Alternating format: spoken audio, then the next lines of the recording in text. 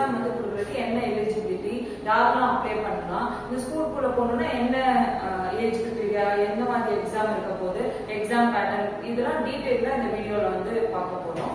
So plus வந்து எக்ஸாம்க்கான application ஃபார்மும் release ஆயிருக்கு. So அதை பற்றியும் எப்படி அப்ளை பண்ணுறதுன்றதும் நம்ம டிஸ்கஸ் பண்ணலாம். ஃபர்ஸ்ட் இந்த ராஷ்டிரிய மிலிட்டரி ஸ்கூல்னா என்னன்னு பார்த்தீங்கன்னா, இது வந்து ஒரு ரெசிடென்ஷியல், அதாவது boarding school. Ministry of defence வந்து இந்த ஸ்கூல் வந்து ரன் பண்றாங்க.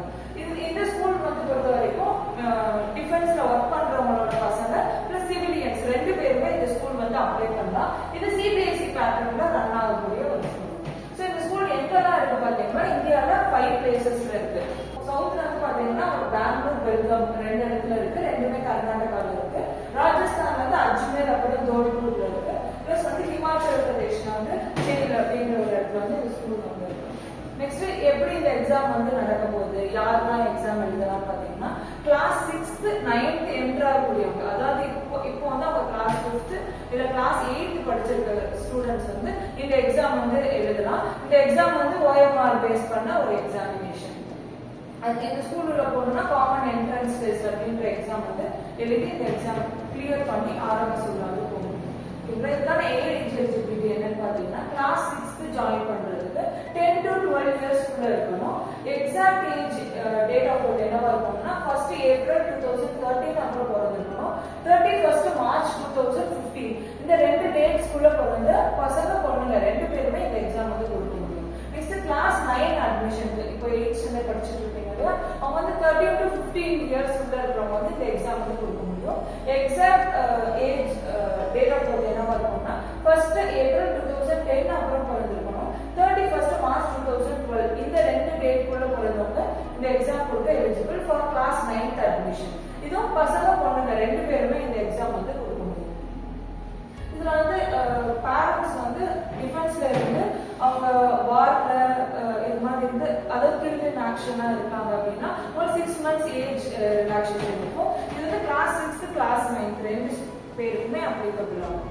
எப்போ வந்து இந்த எக்ஸாம் நடக்க போகுதுன்னா, எக்ஸாமுக்கான அப்ளிகேஷன் ஃபார்ம் வந்து 21st August, அதாவது இன்னைக்கு ரிலீஸ் ஆயிருக்கு. அப்ளிகேஷன் ஃபார்ம் வந்து 19 செப்டம்பர் வரைக்கும் ஓப்பனா இருக்கும். யாரெல்லாம் இன்ட்ரெஸ்டடா இருக்கீங்களோ அவங்க வந்து RMSஓட official website Rashtriya military school .edu.in அந்த வெப்சைட்ல பார்க்கலாம். பிளஸ் வந்து apply/delhi/NIELIT இந்த அஃபிஷியல் வெப்சைட்ல நீங்க அப்ளை பண்ணலாம். இந்த அப்ளிகேஷன் ஃபார்ம் லிங்க் வந்து நான் டிஸ்கிரிப்ஷன் பாக்ஸ்ல கொடுத்துறேன். நீங்க அதை கிளிக் பண்ணி உங்க அப்ளிகேஷன் ஃபார்ம் ஃபில் பண்ணுங்க. எப்படி வந்து அப்ளை பண்ணணும்ன்றது ஸ்டெப் பை ஸ்டெப் அப்ளிகேஷன் வந்து நம்ம நெக்ஸ்ட் வீடியோல அதை பத்தி நம்ம டீடைலா பார்க்கலாம். நெக்ஸ்ட் என்ன செலக்ஷன் ப்ரொசீஜர் இருக்கும் அப்படின்னு பாத்தீங்கன்னா, ஃபர்ஸ்ட் ஸ்டூடெண்ட் வந்து ரிட்டன் எக்ஸாமினேஷன், அதாவது காமன் என்ட்ரன்ஸ் டெஸ்ட் எக்ஸாமினேஷன் வந்து கிளியர் பண்ணணும். அது தொடர்ந்து வந்து பர்சனாலிட்டி டெஸ்ட் இருக்கும், இன்டர்வியூ இருக்கும். அது தொடர்ந்து மெடிக்கல் எக்ஸாமினேஷன் வந்து கண்டக்ட் பண்ணுவாங்க. இந்த 3 லெவல்லையும் ஸ்டூடெண்ட் கிளியர் பண்ணி மெரிட் பேசிஸ்ல தான் ராஷ்டிரிய மிலிட்டரி ஸ்கூல்ல அவங்க போக முடியும். நெக்ஸ்ட் கிளாஸ் 6th அட்மிஷனுக்கு என்னென்ன சப்ஜெக்ட்ஸ்லாம் இருக்கும், என்ன மாதிரி எக்ஸாம் பேட்டர்ன் இருக்குன்னு பாத்தீங்கன்னா, இந்த கிளாஸ் 6th அட்மிஷன் பொறுத்தவரை கிளாஸ் 5 லெவல் இருக்கிற கேண்டிடேட்ஸ் வந்து அப்பியர் ஆவாங்க. அவங்க ஸ்கூல் லெவல்ல நல்லா ப்ரிப்பேர் ஆகிருக்கணும். அதுக்கு சர்வீஸ் சிலபஸ் இருக்கு, அது ப்ரிப்பேர் ஆகி இந்த எக்ஸாம் வந்து கொடுக்கலாம். எக்ஸாம் பேட்டர்ன்ல வந்து மெயினா வந்து 4 சப்ஜெக்ட் வரும். இங்கிலீஷ், இன்டெலிஜென்ஸ், மேத்தமெட்டிக்ஸ், அப்புறம் GK and current affairs base பண்ணி கொஸ்டின் கேட்பாங்க. 4 செக்ஷன்லயுமே உங்களுக்கு 50-50 கொஸ்டின்ஸ் கேட்பாங்க ஒவ்வொரு செக்ஷன்லயுமே. இதுல வந்து மினிமம் குவாலிஃபைங் மார்க்ஸ் எவ்வளவு அப்படி பாத்தீங்கன்னா, இங்கிலீஷ்ல மட்டும் 35% வாங்கிருக்கணும், மித்ததுல 40% வாங்கிருக்கணும். அதாவது 50 to 20 மார்க்ஸ் வாங்கிருந்தா அவங்க எலிஜிபிள் குவாலிஃபைன்னு அர்த்தம். இங்கிலீஷோட மார்க்ஸ் மட்டும் அந்த மெரிட் ப்ரொசீஜர்ல வந்து எடுத்துக்க மாட்டாங்க. ஒன்லி இந்த 150 மார்க்ஸ் தான் வந்து கன்சிடர் பண்ணுவாங்க ஓவரால் இயருக்கு. இங்கிலீஷ்ல ஒரு மினிமம் 35 வாங்கினீங்கன்னா தான் நீங்க இந்த எக்ஸாம் வந்து குவாலிஃபை ஆனதா இருக்கும்.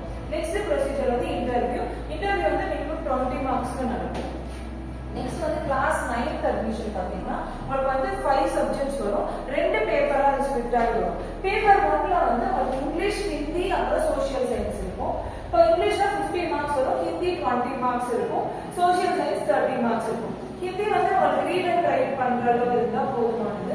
அதை வச்சு நீங்க இந்த பேப்பர் வந்து நீங்க கிளியர் பண்ணலாம். ஸோ இந்த செக்ஷன்ல 100 மார்க்ஸ் வரும். நெக்ஸ்ட் பேப்பர் 2 வந்து மேத்தமெட்டிக்ஸ் அப்புறம் சயின்ஸ் பார்ட் இருக்கு. ஒவ்வொரு செக்ஷன்லயும் 50-50 மார்க்ஸ் வரும். ஓவராலா பேப்பர் 2ல 100 மார்க்ஸ். ஒவ்வொரு பேப்பர்ல மினிமமா 50% மார்க் வாங்கிருக்கணும் குவாலிஃபை ஆகிறதுக்கு. ஸோ இன்டர்வியூ வந்து ஒரு 50 மார்க்ஸ் வரும்.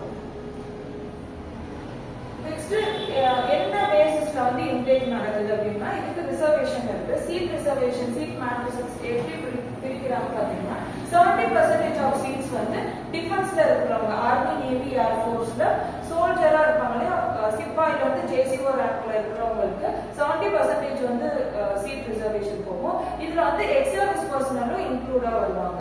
மீதி 30% வந்து வாட்ஸ் ஆஃப் ஆஃபீஸர்ஸோட பசங்க, ஆர்மி, நேவி, ஏர்ஃபோர்ஸ்ல ஆஃபீஸரா இருக்கிறவங்களோட பசங்க பிளஸ் வந்து சிவிலியன்ஸ் அவங்களுக்கும் இந்த ரிசர்வேஷன் போகும். இந்த 70 and 30% ரிசர்வேஷன்ல ஃபர்தர் ரிசர்வேஷன் இருக்கு. அது வந்துட்டு உங்களுக்கு 27% 15 அப்புறம் 7.5% ஓபிசி, எஸ்சி, எஸ்டி கேட்டகரிக்கு ஸ்பிளிட் ஆகும். ஸோ நெக்ஸ்ட் வந்து இந்த ஸ்கூல் பொறுத்த வரைக்கும் உங்களுக்கு ஸ்காலர்ஷிப்ஸ் வந்து பாத்தீங்கன்னா இப்போ டியூஷன் ஃபீ பாத்தீங்கன்னா உங்களுக்கு ஓவர் அதர் ரேங்க்ஸ்ல இருக்கிறவங்களுக்கு 12,000 rupees வந்து per year வந்து ஃபீ இருக்கும். காஷன் டெபாசிட் 1,200 இருக்கும். ஜேசிஓ அப்புறம் ஈக்குவலன்ட் ரேங்க்ஸ்ல நேவி, ஏர்ஃபோர்ஸ்ல இருக்கிறவங்களுக்கு 18,000 வந்து டியூஷன் ஃபீயா இருக்கும். பிளஸ் வந்து காஷன் டெபாசிட் 1,800 இருக்கும்.